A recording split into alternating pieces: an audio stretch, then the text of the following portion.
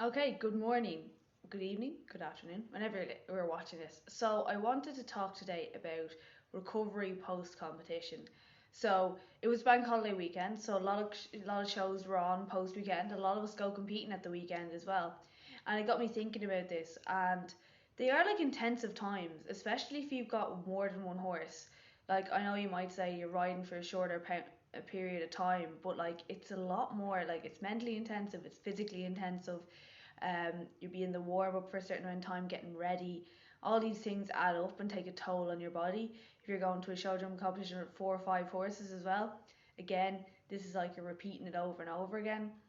And from what I know, anyway, personally over the years with me, and I think with a lot of other people, is they just go home and sit down and maybe have a glass of wine and toast the fact they didn't die after. And even like the horse, like you give your horse a day off the next day to recover themselves and like say thanks, uh, go out to the field, enjoy your day, that kind of thing.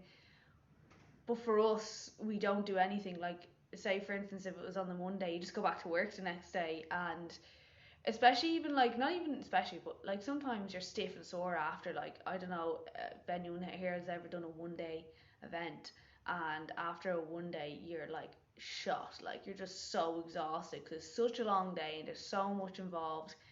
And that doesn't change though if you're just doing solely dressage, you're just solely doing jumping. Like you've been building up this as well, you've been like practicing and learning your course and learning your test and stuff like that. And all this to be tired after that and like physically and mentally exhausted is completely normal. And yet like we just go home, have our dinner, as I said, maybe have a glass of wine and leave it at that, which is mad when you think about it, because you put your body through a lot, like probably a little bit more than what you normally would with your normal riding routine.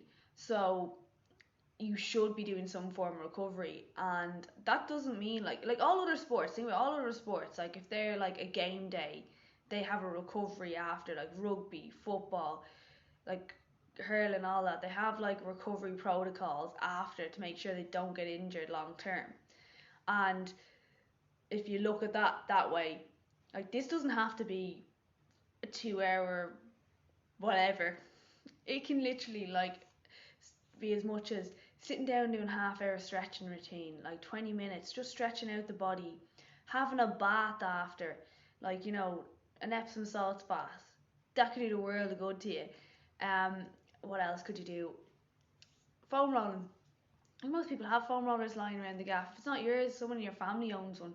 And I think like just sitting down and doing even like 20 minutes after, like the next day, you could like make a huge difference to how you feel the next day. Like, do you get stiff hips, sore back, any of that after a competition, and you just ignore it and wait for it to go away?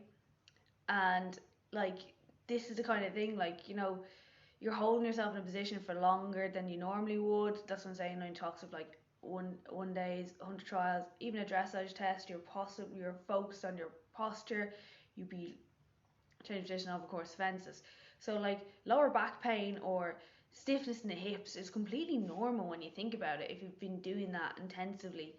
And I think this is why we need to think about recovering after, because we just leave it and then we wonder why we're still in pain. And it's just mad that we don't do anything about it. Whereas like even the horse, you give the horse a day off, you give them a treat, whatever. You give yourself a treat probably as well, but we need to do that for ourselves as well. And you'd be surprised difference it can make just spending 10-20 minutes in the evening. You can even do it while you're watching whatever, telly. Or a bath. Like, come on, who doesn't love a bath? I know loads of people have gotten rid of baths, but you should get baths. So yeah, I just want to talk about that and just see the importance of like how we can reduce pain over the week and how you can feel better and less exhausted for the next couple of days. Because there's no point if you're competing at the weekend feeling sore and stiff till Tuesday and then practicing again until you compete the following weekend and repeating the cycle over time. Something's going to give. So you're either going to get injured or you're just not going to want to compete. You're going to want to take a time off. So I just wanted to cover that today a little bit. if you have any questions about different things specifically you could do to recover, or if you have any questions about like training and injury rehab, just drop me a DM. I'm always happy to help, and I hope you found this really informative. And as ever, like guys, my DMs are open for inquiries on one-to-one online training, question specific. These programs are bet for you, not a generic program. And yeah, thanks for let me know how you found this video, and thanks for watching.